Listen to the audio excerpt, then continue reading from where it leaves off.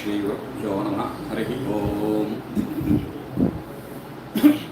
ॐ सहना भवतु सहनौ भुनक्तु सह वीर्यङ्करवावहै तेजस्विनावधीतमस्तु मा विद्विषावहै। ॐ शान्ति शान्ति शान्तिः।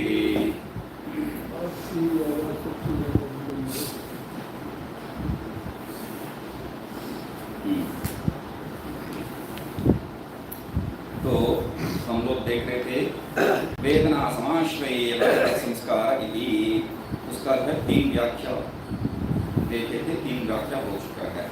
वेदना समाश्रय उसका 3 व्याख्या क्या है, तात्पर्य क्या है उसमें समझ।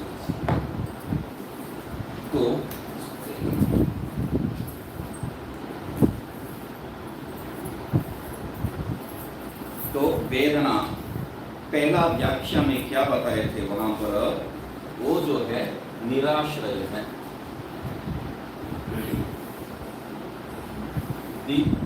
दूसरा में क्या है, कार्यत्व। और दूसरा रास्ता ही नहीं है, इसलिए शाश्रय ले लिया। ठीक है, तो 3 ले लिया है।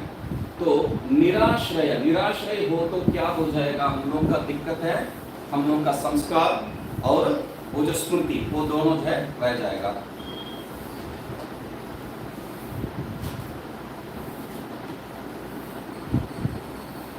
निराश्रय है तो हम लोग को संस्कार और स्मृति का अभाव हो जाएगा। तो यही बात जो है कार्यत्व के लिए, यदि कार्यत्व स्वीकार नहीं करेंगे तो तब वही हो जाएगा संस्कार और स्मृति का अभाव। ठीक है, तो ये दोनों का हो गया। अभी साश्रय तो हम भी तो स्वीकार कर रहे, वही तो करता है वो भी। तो मगर इसमें क्या है, वो साश्रय, हम जो साश्रय ले रहे हैं उस आश्रय को वो स्वीकार नहीं करना चाहते। वो जो है साश्रय, हाँ, आत्मा को ले रहा है, हम अनात्मा को ले रहे हैं। याद है, तो वो आत्मा को ले रहा है। आत्मा को लेने से जो है पूरा चौपट हो जाएगा, तो वही दोष हो जाएगा। इसलिए क्यों, वो जो है उपलब्ध विषय है और आत्मा क्या है, उपलब्धा है। इसलिए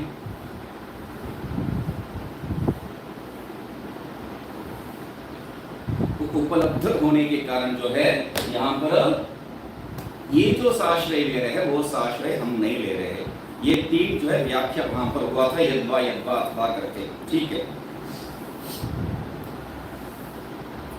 ये तीनों जो है अभी इतना व्याख्या हो रखा है। इतना व्याख्या होने के पश्चात ये बढ़िया से जो है तर्क दिए है। उस तर्क में जो सिद्ध हो रहा है वो बात हम लोग के दिमाग से छूट जाता है। अभी ये आ गया, वेदना साश्रय है, निराश्रय है तो संस्कार और स्मृति का अभाव। वेदना कार्यत्व है, नहीं है तो जो है वही संस्कार और स्मृति का अभाव। कार्यत्व नहीं स्वीकार करेंगे तो वो न कार्यत्व, अकार्यत्व जो है स्वीकार।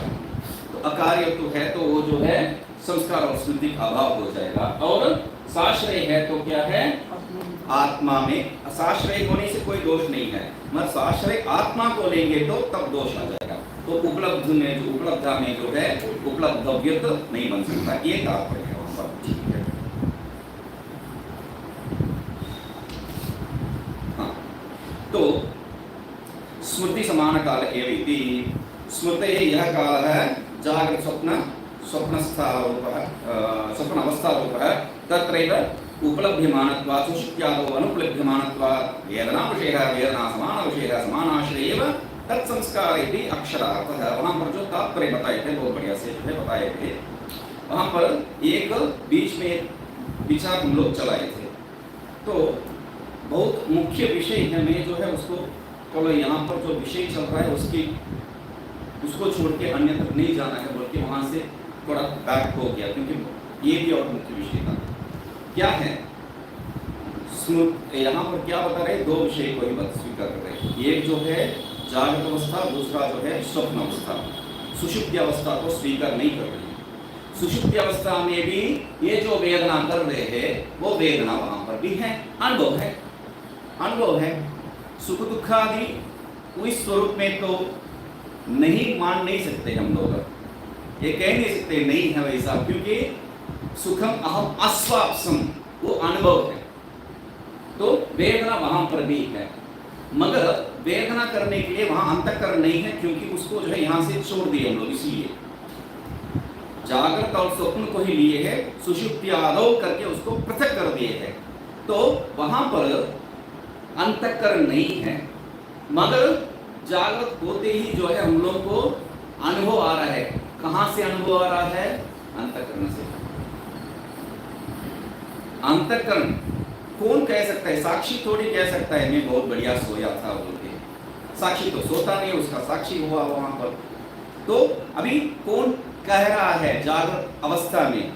अंतःकरण ही, क्योंकि साक्षी को छोड़ के हम लोग वापस मन के अधीन में आ गए थे। तो अभी ये कैसा हो सकता है? बहुत ही आश्चर्य विषय है ये। साक्षी देख रहा है, अनुभव कर रहा है उस विषय को, अनुभव इव अनुभव है, तो मगर उसको स्मरण कर रहा है कौन? इसलिए हेतु भी देखे हम लोग सामान्य रूप से हेतु सिद्ध करके चले जाते हैं, उसमें जो है विचार भी नहीं किए। या स्मृति सासा अनुभव पूर्विका हो गया, एक तर्क से हो गया, उड़ गया उस सुषुप्ति का विषय। तो या स्मृति सासा अनुभव पूर्विका वहां पर हो सकता है क्या? आपका हो सकता है यदि साक्षी जो है आपको आके यहाँ पर कह रहे हैं हाँ मैं बहुत बढ़िया से सोया, वो देखा था मैं। साक्षी तो बताने वाला नहीं है, तो यहाँ पर बताने वाला कौन है? मन है। तो कैसा इस मन को वो जो साक्षी का अनुभव कैसा उसको समझ में आ रहा है? बहुत ही विलक्षण विषय है, इसमें बहुत मसापची करने का जरूरत नहीं, सिंपल सी विषय है। एक देख रहा है और उसको दूसरा जो है अनुभव कर रहा है, मतलब स्मरण कर रहा है। एक देख रहा है और दूसरा अनुभव कर रहा है और स्मरण कर रहा है बाद में। वो एक कहीं पर भी हो नहीं सकता है, एक कहीं पर भी नहीं हो सकता है। उसको ही हम लोग पूर्व में जो है खंडन करके आए, वो कहीं पर भी नहीं हो सकता है। तो हो रहा है, तो हो रहा है मतलब वही जो है इसका मिथ्या को सिद्ध करने का बड़ा हेतु है। सोच के देखा तो दूसरा मिथ्या को सिद्ध करने के लिए जरूरत ही नहीं है, इतना बढ़िया से हेतु हमारा सामने है, मिथ्या का अनुभव। इससे बढ़िया क्या है? मतलब मैं साक्षी रूप में उसको देख रहा हूं, मगर बाद में आके कहने वाला है मेरा मन। तो तुम कहां था वहां पर? तुम तो था ही नहीं वहां पर, और आके बोल रहे हैं मैं देखा है बोल के। जैसा जो है वो कहते हैं ना, वो खेवड़ा जो है साक्षी बन के आए थे बोल के, तो वैसा कहानी हो जाता है। तो ये बहुत विलक्षण विषय है, याद रखने का है।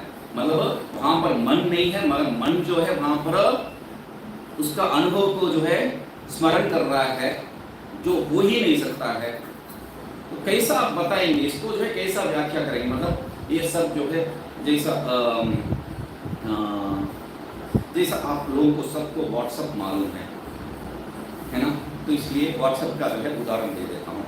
मैं यहाँ से आपको एक मैसेज भेज दिया, मगर आप जो है इंटरनेट बंद करके रखते हैं, बीच बीच में ही इंटरनेट खोलते हैं, कैसा समझ लीजिए। मैं तो भेज दिया, मेरा मैसेज यहाँ से तो चला गया और आपका वहाँ पर भी आ गया है, क्योंकि मुझे 2 टिक मार रहा है या 1 टिक मार रहा है, जो भी है। तो क्योंकि मैं उसको बंद कर रखा हूँ, मुझे मालूम है कितना टिक आता है वो। तो वहाँ पर 1 टिक या 2 टिक जो भी है आपको आप तक पहुँच गया, मगर आपके सेल फोन में वो नहीं है, आपका सेल फोन में नहीं है। कब सेल फोन में आएगा? आप जब इंटरनेट को चालू करते हैं, तब तुरंत टिक टिक टिक टिक करके जो है वो आने लग जाएगा, है ना।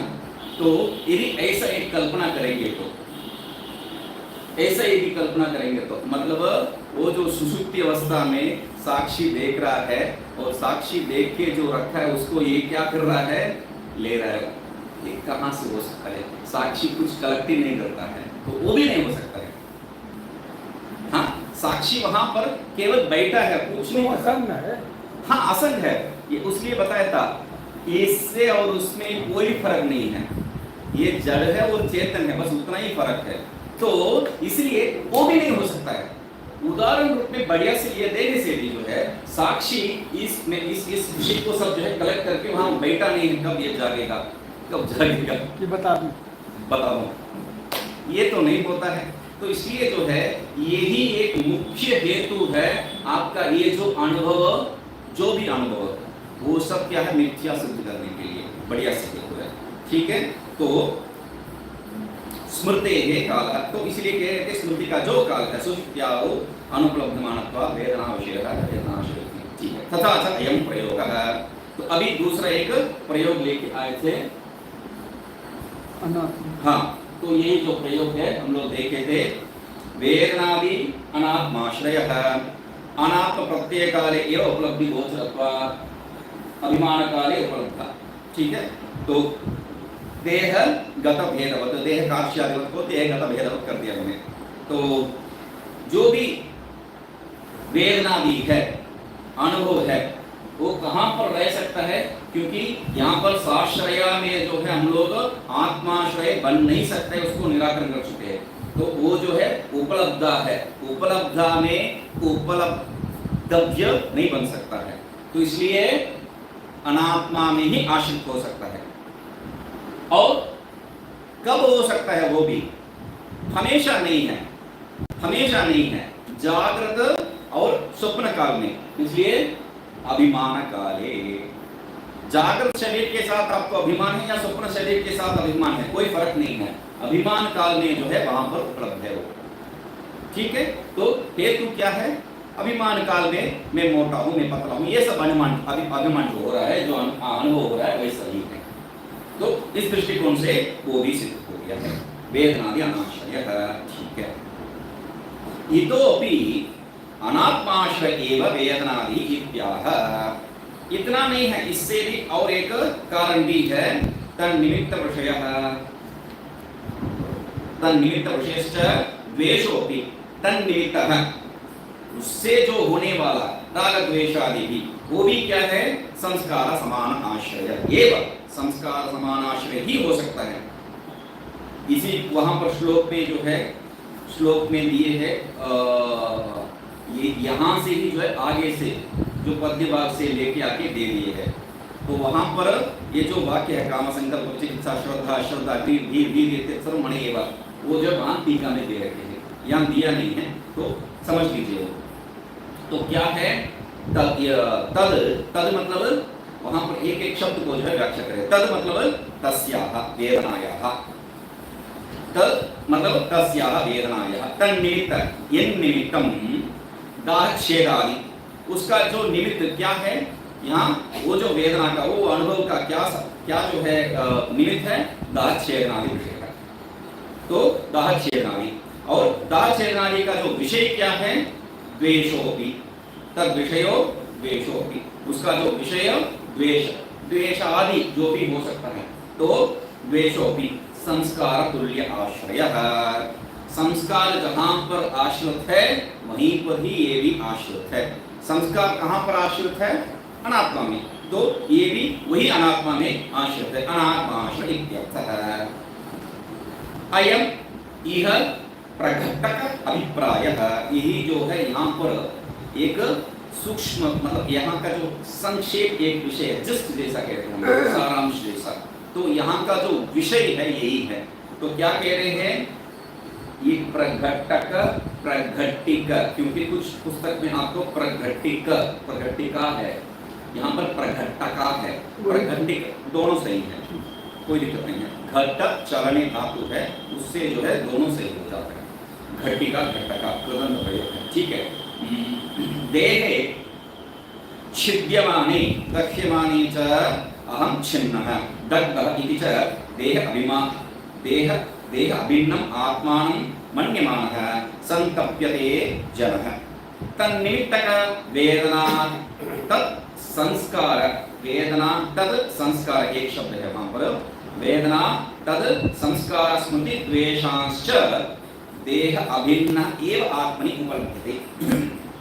न देह अभिमान हीन अवस्थायां,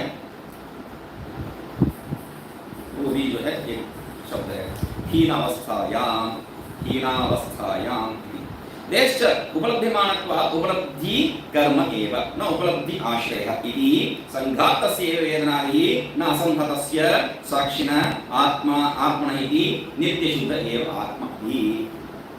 यहाँ जो भी विषय हम लोग जो है विचार किए उसका पूरा जो है एक आइडिया ले लिए। क्या है देह, यहाँ मतलब ये जो विषय में सिर्फ नहीं है, यहाँ जो नहीं है, ये पूरा जो यहाँ का जो विचार है उसको बता रहे हैं। देहे छिद्यमाने दह्यमाने च, शरीर जो है जब छेदन करते हैं या उसको जलाते हैं तब अहम छिन्नः दग्ध इति च देह अभिन्नम आत्मा। अनुभव क्या हो रहा है? अहम छिन्नः अहम दग्धः। तो ये अहम कहाँ से आ गया है? तो इसलिए वहां पर हम लोग वेदांत परिभाषा से बताए थे अहम का अनुभव भी है, मम का अनुभव भी है, शरीर में मात्र, बाकी में अहम या मम इतना ही है। बाकी में मतलब लोक में जो भी है उसमें मम अभिमान मात्र है, आत्मा में अहम अभिमान मात्र है। तो इसलिए यहाँ कंफ्यूजन, पूरा कंफ्यूजन का कारण क्या है? सब प्रॉब्लम का कारण क्या है? अहम ये शब्द ही। तो अनुभव में जो है अहम ही कहना पड़ रहा है, तो इसलिए अहम छिन्नः दग्ध इति च देह अभिन्न आत्मान मन्यमानः। तो ये अहम कौन है? ये अहम किसको जो है ये चोट पहुंच रहा है, तो वो कौन है? तो वहां देह अभिन्नम आत्मानम, देह से भिन्नम आत्मानम नहीं है, देह अभिन्नम यही है, ये देह ही है, ये शरीर ही जो है ये सबका अनुभव आधार है, ये मान रहा है, आश्रय है, ये मान रहा है, मन्यमान है। ठीक है, उस मानने के कारण क्या, अभिमान के कारण क्या है? संतप्यते। कह संतप्यते? जनः संतप्यते। जन जो है, लोग जो है यहाँ पर संतप्त होते हैं, दुखी होते हैं। हाँ, दुखी होते हैं। तन्निमित्त का वेदना तत्संस्कार स्मृति द्वेषांश्च देह अभिन्न एव आत्मनि उपलभ्यते। और इतना ही नहीं है, वो जो उसके कारण ये जो अनुभव है, वेदना है, उस वेदना के कारण जो संस्कार है और संस्कार का जो स्मृति है वो सब कहाँ पर हो रहा है? देह अभिन्न आत्मनि एव। ठीक है, तो आत्मा में ही जो देह से भिन्न नहीं है, इसी में उपलब्ध हुआ है। न देह अभिमान हीन अवस्थायां, मगर ये सब अनुभव हो रहा है तब समझ में आ गया है ये किसका हो रहा है? सब जो है शरीर को नहीं है, शरीर ही आत्मा है। देह अभिमान में यहाँ पर पूर्ण रूप से उसको जो है चिपका रखा है, तो इसलिए क्या है? मैं ही हूँ वो समझ रखा है, तो इसलिए ये शरीर में ही हो रहा है, ऐसा यदि वो समझ रहा है तो ये कह रहे न देह अभिमान हीन अवस्था है। ये जो है हेतु भी उसके लिए दे रहे। ये कब हो रहा है? देह अभिमान जब है तभी, देह अभिमान हीन अवस्था में नहीं हो रहा है। ठीक है, देहश्च उपलभ्यमानत्वात्, अभी देह में जो है ये तब ये देही है क्या? आत्मा देही है क्या? नहीं। तब कह रहे देहश्च उपलभ्यमानत्वात्, देह जो है उपलब्धि है, उपलब्धा का जो है विषय है, तो इसलिए क्या कह रहे हैं? उपलब्धि कर्म एव, उपलब्धि का जो है कर्म विषय, न उपलब्धि आश्रय। उपलब्धि आश्रय, उपलब्धि का जो आश्रय है आत्मा वो नहीं है। तो यहाँ पर पूरा जो अध्यास एकदम हो चुका है, तो उसको जब पृथक करके देख रहे हैं, तो यहाँ पर ये भी क्या है? अहम पदार्थ का जो तुम पदार्थ का जो है बढ़िया सा विवेचन है। तो क्या है? उपलभ्यमानत्वात् कर्म एव, कर्म एव मतलब वो जो विषय ही है, तो कर्ता नहीं है। क्यों? न उपलब्धि आश्रय, ये सब उपलब्धि का आश्रय नहीं हो, तो इति संघातस्यैव वेदनादि, इसलिए क्या है? कहाँ पर हो रहा है? शरीर में संघात का ही जो वेदनादि हो रहा है। तो न अहम असंहतस्य साक्षिणः, और इसके साथ संबंध में मेरा है क्या? नहीं। असंहतस्य साक्षिणः आत्मनः न, ये जो संहत नहीं है, जो संबंध रहित है, इसके साथ संबंध नहीं रखा है, वैसा वाला ये जो आत्मा है वो साक्षी है, उसको नहीं होगा। इति, इसलिए मतलब ये सब संबंध उसके साथ नहीं हो, साक्षी के पास साथ नहीं है, इसलिए क्या है? साक्षी क्या है? आत्मा क्या है? नित्य शुद्ध एव आत्मा। इससे क्या समझ में आ रहा है? नित्य शुद्ध ही आत्मा है। संबंध सब शरीर जब है, शरीर में अभिमान जब है तभी हो रहा है। शरीर में अभिमान तब है, वो भी दो विषय है। शरीर में अभिमान तब है मतलब क्या है, जागृत अवस्था स्वप्न अवस्था मात्र में, सुषुप्ति अवस्था में भी नहीं है, भी सुषुप्ति अवस्था में भी नहीं है। वही वेदना ज्ञान अवस्था में भी नहीं है, समाधि अवस्था में भी नहीं है। तो वो भी यहाँ पर लेना है। समाधि अवस्था में भी वो जो है अनुभव, क्योंकि शरीर ही वहां पर नहीं है, वहां पर शरीर का संबंध अभिमान नहीं है, तो शरीर ही नहीं है। तो उसको ही हम लोग क्या कहते हैं, एकात्मवाद करके जो है हम लोग बताए थे। एकात्मवाद में जो है अधिकारी अधिक नहीं मिलते हैं, वो भी कहे थे वहां पर। आगे भी जो है आपको बताएंगे।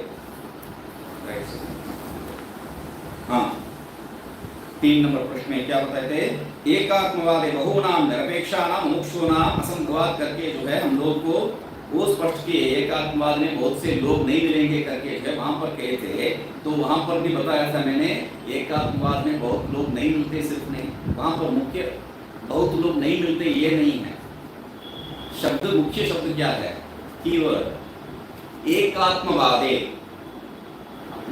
आज पेज नंबर जो 3 में वो जो बहुत लोग नहीं मिलते हैं वो अधिकारी, उस विषय के पीछे हम लोग नहीं जाना है। हम लोग को जाने का विषय क्या, शब्द क्या है, एकात्मवादे, वही मुख्य विषय है। तो उस एकात्मवाद में जो है अधिक लोग नहीं मिलेंगे। मतलब एकात्मवाद हम लोग बात कर रहे हैं। एकात्मवाद मतलब दृष्टि सृष्टि,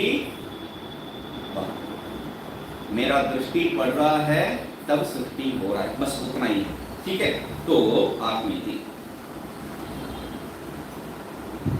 इसको बार बार जो है बाद में बताते हैं।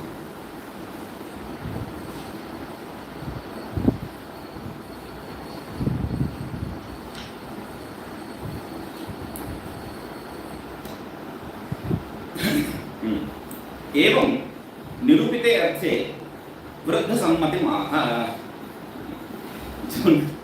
निरूपित अर्थ में क्या है, वृद्ध सम्मति कह रहे हैं। वृद्ध सम्मति कौन है, भगवान भाष्यकार ही है। तथा चक्कम्पी, तो बड़े लोगों का जो है इसमें सम्मति भी है करके जो है भगवान भाष्यकार का ही एक और ग्रंथ का इसी जो है पद्य भाग को जो है ले रहे हैं।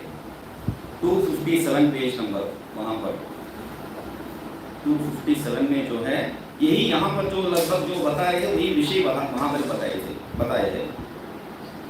हम जो विषय बताए हैं वही बताए, ज्यादा वो वाक्य को जो है उद्धृत कर रहे, बस उतना ही है। ठीक है, तो क्या बता रहे हैं, तथा तो उत्तम रूपेति रूपम नील पीतादि विषय। रूपम मतलब क्या है, नील पीतादि, उस विषय को कहे। तस्य संस्कार है,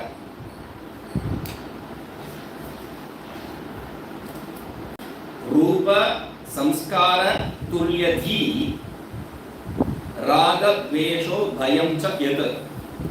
रूप संस्कार तुल्यधि, और तुल्यधि किसका साथ तुल्य है, राग द्वेषो भयं च, तो उसके साथ यद दृश्यते धीश्रयं बुद्धि आश्रयं, तस्मात् ये सब कहां पर आ रहा है, धीश्रयं बुद्धि आश्रय, ये सब दिखाई दे रहा है। इसलिए तस्मात् क्या है, आत्मा ज्ञाता, ज्ञाता कौन है, आत्मा, आत्मा शुद्ध है, अभय है सदा। ठीक है, उस विषय को यहाँ पर ले रहे, क्या है, रूपम। रूपम मतलब जो भी विषय है, यहाँ पर नील पीतादि विषय है, विषय है इतना अर्थ में ले लीजिए बस। तस्य संस्कार है, रूपम मतलब उपलक्षण मात्र है, रूपम मतलब रूप ही नहीं है, वो जो शब्द का भी उपलक्षण है। तब जो है ऐसा ही लेंगे तो तब ये घटेगा ही नहीं है आपको, जिसको आंख नहीं है, जो अंधा है उनको ये घटेगा ही नहीं है। रूपम मतलब क्या है, यहाँ पर शब्दादि विषय है, विषय है, बस हो गया है, विषय है। तो नील पीतादि भी जरूरत नहीं है, विषय है। रूप मतलब क्या है, विषय है। तस्य संस्कार है, तस्य संस्कार, संस्कार मतलब क्या है, सूक्ष्म अवस्था। वहां पर 257 इसलिए बताया था, वहां पर एक अच्छा सा एक संस्कार का जो है एक लक्षण दे रहे थे। देखिए 257 में जाइए, संस्कारो नाम स्व आश्रयस्य प्राग उद्भूत अवस्था समान अवस्थांतर आपादक अतीन्द्रियो धर्म। यहाँ पर संस्कार क्या बता रहे, एक शब्द में बता दिए। संस्कार मतलब उससे जो होने वाला सूक्ष्म अवस्था है, बस का अनुभव है संस्कार होगा। सूक्ष्म अवस्था, संस्कार मतलब सूक्ष्म अवस्था या उसका अनुभव जो संस्कार है, अनुभव जनित जो संस्कार है। मगर यहाँ पर क्या कह रहे हैं, स्व आश्रयस्य, कस्मिन् आश्रयः, मन। ठीक है, तो क्योंकि स्व का तात्पर्य क्या है, यही जो तर्क पढ़ते वक्त दिमाग खराब करते थे। ये स्व का अर्थ क्या है, स्व का अर्थ क्या है, कभी भी ये तर्क जो पढ़ते हैं उसको ये स्व का अर्थ ही चाहिए। स्व कहीं या बाकी जगह पे घटपटादी पूरा दुनिया स्व का तात्पर्य लग जाएगा, तो स्व का अर्थ क्या, स्व का अर्थ क्या। तो यहाँ स्व का अर्थ क्या है, स्व आश्रयस्य बुद्धि आश्रयस्य। क्यों बता रहे, धीश्रयम् शब्द स्वयं बता रहे थे, धीश्रयम् स्व आश्रयस्य बुद्धि आश्रयस्य प्राग उद्भूत। ठीक, उस बुद्धि आश्रय में क्या होगा, प्राग उद्भूत, पहले जो अनुभव किया है, प्राग उद्भूत अवस्था। अवस्था मतलब जागृत आदि नहीं है, जो अनुभव का अवस्था है। प्राग मतलब वो जो सुख दुखादि, सुख दुखादि अवस्था, प्राग उद्भूत अवस्था समान अवस्थांतर आपादक है। प्राग उद्भूत सुख है, सुख समान, सुख नहीं आपादक है, वहां पर सुख समान आपादक है। बहुत ही बढ़िया विलक्षण, इसलिए वहां पर जो है दृष्टिगोचर होता है। क्या विषय है, प्राग उद्भूत, जो अनुभव हुआ है, इसका स्वरूप क्या है, संस्कार। तद अनुभव संस्कार हो गया है। आपको संस्कार मालूम है, हम लोगों को संस्कार मालूम है, संस्कार हो गया बात। तो यहाँ पर ये कहने के लिए तात्पर्य क्या है, मतलब वो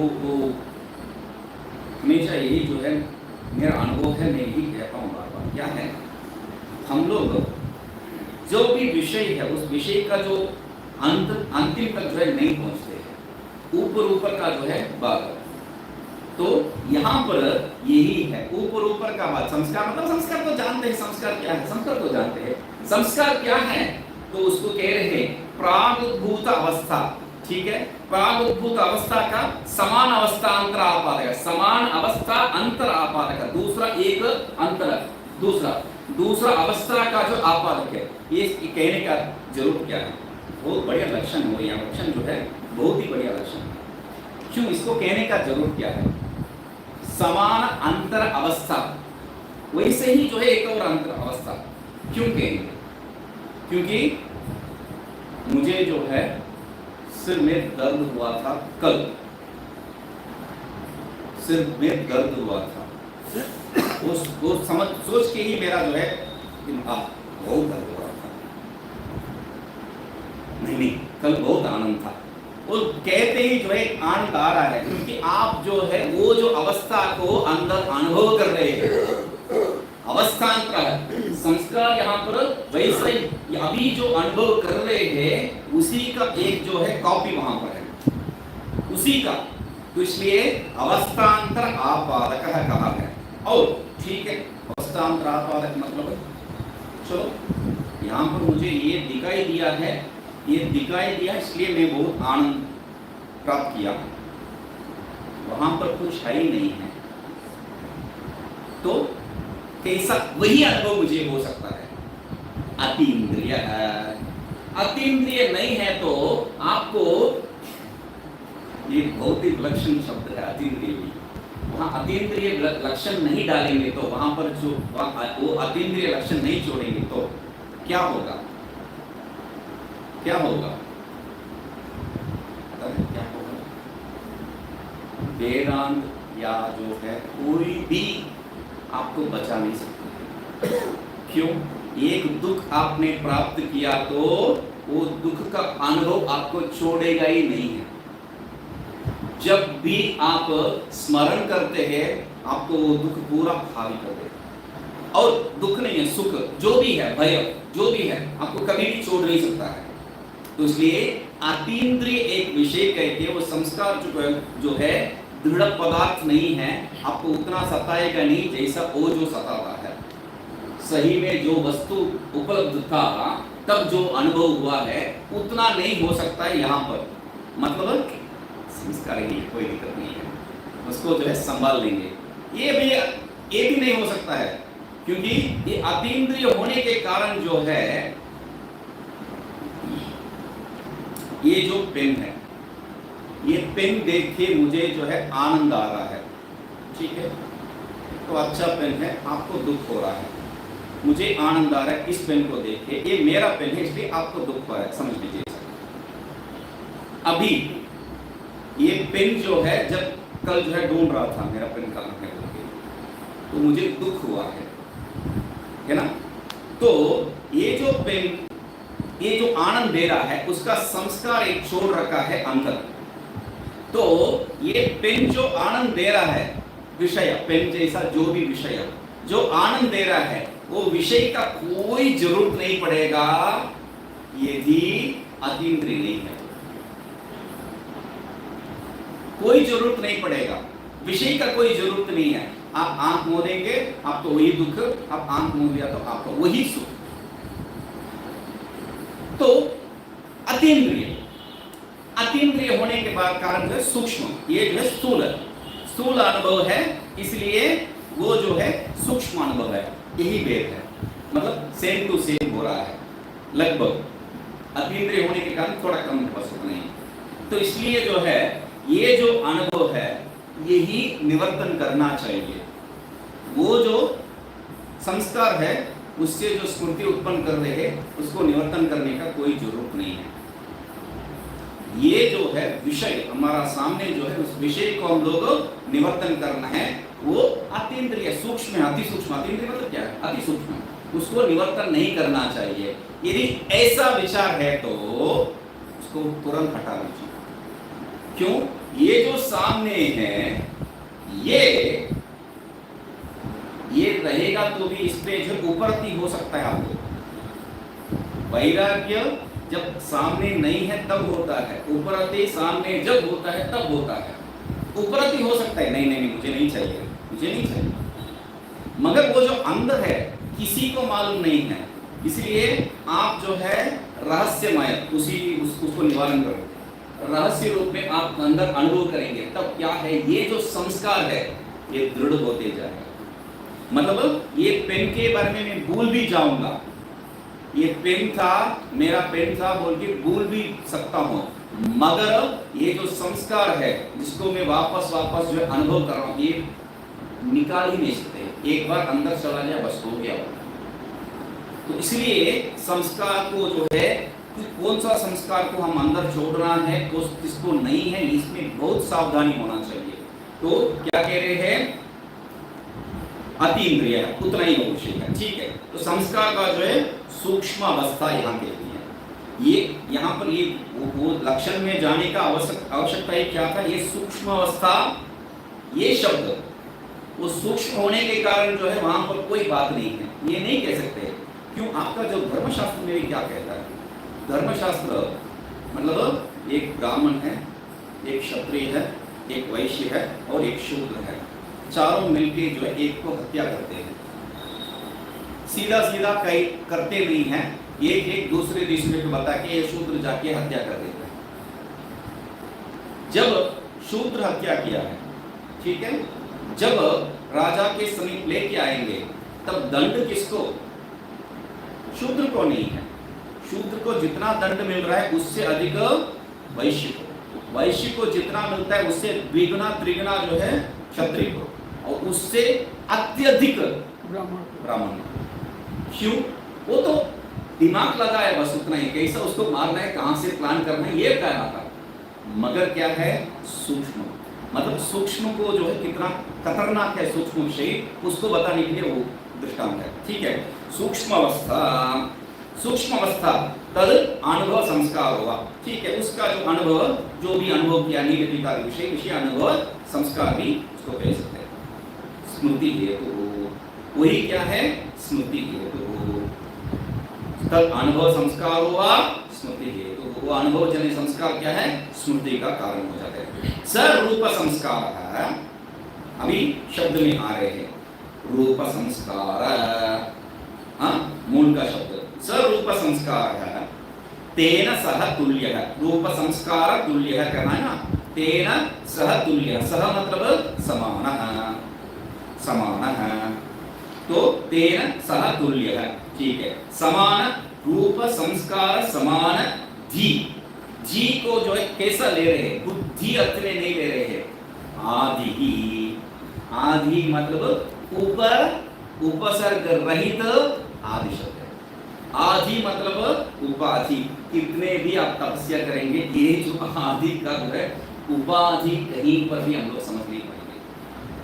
तो समान आदि, आदि मतलब क्या है, ऊपर उपसर्ग जोड़ के आदि कर रहे हैं, उपाधि ही, तो वो क्या है, समान उपाधि, उपाधि मतलब आश्रय है, उपाधि यहाँ पर क्या है, आश्रय है। ययोः मतलब एक एक शब्द को ध्यान दीजिए, तब रूपम मतलब विषय है, रूपम मतलब विषय है, तस्य संस्कार है सूक्ष्म अवस्था, तद अनुभव है स्मृति हेतु, स रूप संस्कार है, सह मतलब तुल्य समान, तो रूप संस्कार समान, आदि ही मतलब उपाधि ही, तो वह उपाधि, उपाधि मतलब क्या है, उपाधि मतलब हम लोग सामान्य उपाधि जो तात्पर्य निकलते हैं वो नहीं है, यहाँ पर आश्रय है, उतना ही। उपाधि मतलब आश्रय, मतलब उपाधि का कितना शब्द है, कल जो है वो तक समझाते वक्त वहां का एक उपाधि बताया था, तो उपाधिस्तु महाव्याधि कहते तार्किक लोग, तो यहाँ ये जो है एक और उपाधि है, आश्रय है। ययोः मतलब दो विषय बताए ना, उसको कह रहे राग द्वेषयोः, ययोः राग द्वेषयोः, तो वो जो राग द्वेष रूप संस्कार तुल्यति, उसको कह रहे हैं रूप संस्कार तुल्यति, तुल्य आश्रय, धी आश्रय, तो रूप संस्कार तुल्य आश्रय किसका है, वो राग और द्वेष का, ठीक है। और आगे जो है अंतिम पंक्ति में क्या बताए थे, भयम च यत्, तो उसको ले रहे हैं, यच्च भयम, भयम मतलब त्रास है, भयम मतलब क्या है, त्रास है, तदपि वो भी कहां पर है, रूप संस्कार तुल्य आश्रय एव, तुल्य ठीक है। हिमाश्रय तो येषाम् इत्यतः है, ये तो आश्रय शब्द जो है ऐसा प्रयोग कर रहे, मतलब ये सबको मालूम है जैसा, या तो आश्रय आश्रय शब्द प्रयोग करके जो हम लोग को डरा रहे हैं, तो इसलिए पूछ रहे हैं हिमाश्रय तेषां, इस आश्रय क्या है, इत्यतः है गृह्यते धी आश्रय, गृह्यते जो गृह्यते धी आश्रय जो है, वहां गृह्यते जो है उसमें बोल्ड नहीं हुआ है, वो भी मोटा अक्षर में होना चाहिए, गृह्यते, ठीक है, गृह्यते धी श्रयम् इति, गृह्यते, गृह्यते मतलब तत्त्रयम् एतदिति शेषः, गृह्यते का जो है तत्त्रयम् कुत्र गृह्यते, तत्त्रयम् मतलब राग द्वेष भयम च तत्त्रयम्, ठीक है, वो तीनों जहां पर गृहीत होता है, वह संकल्प विचिकित्सादेः अपि उपलक्षणम् एतत्, ये क्या है, संकल्प विचिकित्सा इत्यादि का भी उपलक्षण है, वो उपनिषद का वाक्य पूरा लेके यहाँ पर बता दी है, ये तो है। यदि यस्मात् रूपादि संस्कारः तत् जन्य रागादिः सर्वं धी संश्रितम् एव उपलभ्यते, न तत् साक्षी संश्रितम्। यदि यस्मात् रूपादि संस्कारः तत् जन्य रागादि सर्वं, ये जो भी है रूपादि संस्कार और उससे जन्य जो रागादि, वो सब क्या है, धी संश्रितम् एव उपलभ्यते, धी से बुद्धि से संबंध करते ही जो है वो उपलब्ध होता है। यहाँ पर हम लोग न असंहतस्य साक्षिणा जो कहा है उसके भी प्रमाण है, हाँ? तो इसलिए धी संश्रितम एव, बुद्धि संश्रितम एव, वो सब जो उपलब्धि होता है, उपलब्धते न तत् साक्षी, साक्षी के संबंध में ये नहीं मिल रहा है, ये देखा नहीं जा रहा है। तस्मात्, तद यहाँ पर मूल में है तत् शब्द प्रयोग, तस्मात् नहीं, तस्मात् नहीं है, यद का जो है तत् कर दिया सुख नहीं है, तद तस्मात् ज्ञाता आत्मा सदा शुद्ध है, वहां पर तद नहीं है, यद है इसलिए है तद यहाँ पर जोड़ दिया सुख नहीं, तो तस्मात् ही होना चाहिए सीधा सीधा, यद है इसलिए तद दे देते हैं, तस्मात् ज्ञाता आत्मा सदा शुद्धः। ज्ञाता आत्मा, साक्षी आत्मा, वो क्या है? सदा शुद्ध है। सदा शुद्ध मतलब क्या है? आला से धोया हुआ है नहीं, क्या है? राग द्वेष रहित है, राग द्वेष से रहित है, ठीक है। अभयश्च मतलब राग द्वेष से ही रहित है, भय तो रहेगा वहां पर, अभयश्च मतलब ठीक है, राग द्वेष भय रहित, इतना ही है ना? नहीं, वो जो क्या बता रहे हैं? संकल्प विचिकित्सा रहित,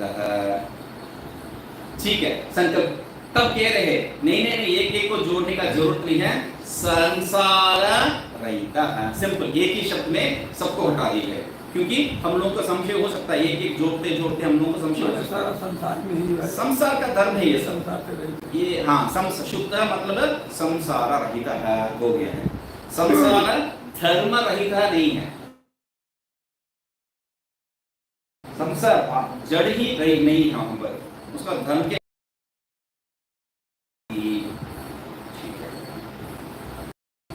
तो हम तर्क से जो है हम लोगों को विषय सिद्ध कर दिया, शिष्य को सिद्ध कर दी है, इसका कोई प्रमाण है? तो पूछेंगे वही, पुनः रूपादि संस्कार उच्यते, वहां पर वो संबंध युक्त्या सम्मत्या च उपपादितम वेदना। अगले पृष्ठ में जो है, अगला पृष्ठ में समझिए, अगला पृष्ठ में जो है वो संबंध एक से है, वो समझने से ठीक है। यहाँ पर युक्त्या सम्मत्या च उपपादितम वेदनादीनाम अपि अनात्म धर्मत्वं पुनः प्रश्नपूर्वकं श्रुत्या प्रतिपादयन् तत् आश्रय विषयं निर्धारयति। क्या कह रहे हैं? युक्त्या सम्मत्या च, युक्ति से मात्र ने, सम्मति से, सम्मति मतलब सहमति, आचार्य का जो है प्रमाण, श्रुति प्रमाण है, सम्मति मतलब वृद्ध वाक्य, युक्ति अपना ही तर्क दिए है और सम्मति वो कह रहे हैं। सम्मत्या च उपपाद है, क्या उपपाद किए थे? वेदनादि भी अनात्म धर्मत्वम, ये वेदनादि भी क्या है? अनात्म धर्म ही है, धर्मत्वम। अभी हो गया ना, अभी हो गया हो, तो पुनः वही बात, पुनः प्रश्न पूर्वकम श्रुत्या प्रतिपादन, वही विषय जो है प्रश्न पूर्वक श्रुति के द्वारा प्रतिपादन करके तद आश्रय विषय निर्धारित, हम लोग जिस आश्रय को सिद्ध किए युक्ति से और सम्मति से, उसको जो पुनः निर्धारण करते हैं एक प्रश्न को उत्थापन करके। प्रश्न क्या है? किम आश्रयः पुनः रूपा, अन्यथा सब क्या है? यदि शिष्य का और जो है गुरु का जो है बात हम लोग ले सब जगह पे जैसा यदि ब्रूयात इतना ही था, आचार्य ब्रूयात ये जो है गुरु के लिए बताए थे, यहाँ पर स यदि ब्रूयात सब नहीं है, उसके समय नहीं है। किमाश्रय पुनः रूपादि संस्कार है, ये रूपादि संस्कार जो है, संस्कार आदय है, रूपादि संस्कार सब जो है किस पे आश्रित है? किम आश्रय है? ये तो सिद्ध करके आए थे हम लोग। तो अभी उच्यते यत्र कामादयः, किम आश्रयः? यत्र कामादयः तदेव अस्यापि आश्रयः, जहां पर ये कामादि है वही ये आश्रय, इसका भी आश्रय।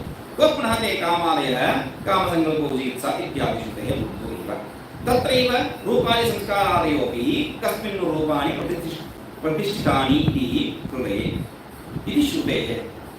कामा एयस्य प्रतिष्ठिताः येनो हि तदा सर्वान् शोकान् हृदयस्य असङ्गोष्ययं पुरुषः तद्वा अस्मै एतत् अतिच्छन्दाः इत्यादि श्रुति शतेभ्यः। अविकार्योऽयमुच्यते अनादित्वात् निर्गुणत्वात् इत्यादि इच्छा द्वेषादि च क्षेत्रस्य एव विषयस्य धर्मो न आत्मनः इति स्मृतिभ्यश्च कर्मस्थ एव अशुद्धिः न आत्मस्थ इति। तो क्या कह रहे हैं? उच्यते, इसका आश्रय क्या है? यत्र कामादयः। प्रश्न का उत्तर कैसा दे रहे हैं? आप प्रश्न क्या पूछ रहे हैं, इसका आश्रय क्या है, आपको क्या कहना चाहिए, मन, बुद्धि। तो यहाँ पर क्या कह रहे हैं, इसका आश्रय बोल दिया, वहां उत्तर का भी एक तात्पर्य है। इसका उत्तर बोल दिया, इसका आश्रय क्या है, ये वेदना का आश्रय क्या है, वेदना का आश्रय मन, काम का मन, विचिकित्सा का, एक एक को जो है पूछेगा वो, इसलिए पहले उसको सिद्ध कर रहे हैं। किम आश्रय एक वेदना, तब कह रहे हैं यत्र कामादय, जहां पर कामादि है वहीं पर है। तो वो पुनः ते, तो वो कौन सा है, उसको पूछ रहे वो पुनः ते कामादय है, कहां पर है वो कामादि, तो उसको कह रहे हैं काम संकल्पो, कामादि को पुनः ते, वो कामादि को क्या है, काम संकल्पो विचिकित्सा इत्यादि श्रुते है बुद्धौ क्व बुद्धौ एव, क्व ते बुद्धौ एव, कहां पर है वो, बुद्धि में ही है। कैसा आपको मालूम है, काम संकल्प विचिकित्सा इसमें ये तत्सर्वम मन एव करके जो है सिद्ध कर दिए। तो बुद्धो एव, यहाँ पर भी एक विषय हम लोगों को समझना है। ये एक कहने का तात्पर्य है आपको बताने के लिए, मतलब कोई आश्रय आपको चाहिए, कोई आश्रय चाहिए, आश्रय के लिए हम लोग बता दिए हैं मन में, बुद्धि में। आश्रय क्या है, मन है, बुद्धि है, एक कहने का मात्र है, मगर सही में मन है आश्रय, बुद्धि आश्रय क्या, क्यों नहीं है, क्यों नहीं है, मन आश्रय बुद्धि आश्रय क्यों नहीं हो सकता है, क्योंकि ये जो श्रुति यही प्रमाण है। ये श्रुति क्या कह रही है, इति एतत् सर्वम मन एव, मतलब क्या है, ये काम क्या है, मन और काम भिन्न भिन्न नहीं है। इति एतत् सर्वम मन एव, मतलब तात्पर्य क्या है, काम और ये जो मन ये भिन्न भिन्न नहीं है, वैसे ही तो तात्पर्य है, ये सब मन है, मतलब ये काम भी मन है, मन ही काम है, मतलब इसमें भेद नहीं है, भेद नहीं है तो काम का आश्रय मन कैसा कह सकते हैं। काम का आश्रय मन मतलब क्या है, मन का आश्रय क्या है पूछूंगा तो क्या कहेंगे, काम कहेंगे आप। मन का आश्रय क्या है, काम, काम का आश्रय क्या है, मन, नहीं नहीं नहीं नहीं, मन का आश्रय क्या है, मन, वही कहना पड़ेगा अंततः। तो तब जो है, जो पूर्व में देखे थे आत्माश्रय दोष वो आ जाएगा, कर्म कर्तृ विरोध आ जाएगा, कर्म कर्तृ विरोध आ जाएगा। तो इसका तात्पर्य क्या है, बुद्धौ एव, तो हम लोग जो है बुद्धि का वो विषय जो है वो वेदांत परिभाषा से देख रहे हैं, वो कैसा वृत्ति उत्पन्न होता है कह के, अंतःकरण वृत्ति रूपेण परिणत होके इंद्रियों द्वारा बाहर निकलती है, ये पढ़े थे हम लोग। अंतःकरण वृत्ति रूप से परिणत होके, अंतःकरण में से वृत्ति उत्पन्न नहीं होता है, इसलिए जो है उसको धागा बांध के रखा हूं मैं। क्या है, यहां से वृत्ति उत्पन्न, वृत्ति रूप में ये परिणत होके बाहर निकलता है, इसका जो छूटता नहीं है, वहां से जहां से जो प्रारंभ होता है वहां से छूटता नहीं है। तो इसलिए इसका तात्पर्य क्या है, तब कहां आश्रित है ये, तब वही प्रश्न है।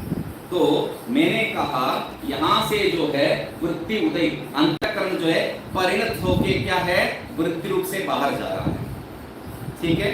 तो यहां से उसका संबंध छूटता नहीं है, ये जहां से इसका संबंध छूटता नहीं है उसी को आधार मानना पड़ेगा। तब वो क्या है, क्या है, अंतःकरण ही वृत्ति रूप से परिणत हो रहा है, अंतःकरण ही वृत्ति रूप से परिणत हो रहा है, मतलब अंतःकरण का कैसा जो है आधार बन सकता है। अंतःकरण स्व आधार नहीं बन सकता है, मैं ही जो है आधार हूं, मैं ही उसमें खड़ा भी हूं, ये नहीं हो सकता है। तो ये यहां पर तात्पर्य क्या है, ऐतरेय उपनिषद में जो है वो देखे थे, क्या है वो अंतिम अध्याय में जो है तुम पदार्थ का विचार, जब उसका पहले अध्याय में तो तुम पदार्थ का विचार जब कर रहे थे तब क्या किए थे? पहले क्या है? पहले आया था अन्नमय कोश, उसके बाद कहां चले गए? प्राणमय नहीं है, मनोमय में चले गए थे। मनोमय से प्राणमय, तो कैसा है वहां पर मनोमय से प्राणमय? तो उसके लिए कहते इसका दोनों का आधार क्या है? एक ही है। तो इसलिए ये दोनों का आधार एक ही होने से पहले इसको लो या उसको लो, कोई भेद नहीं। क्यों?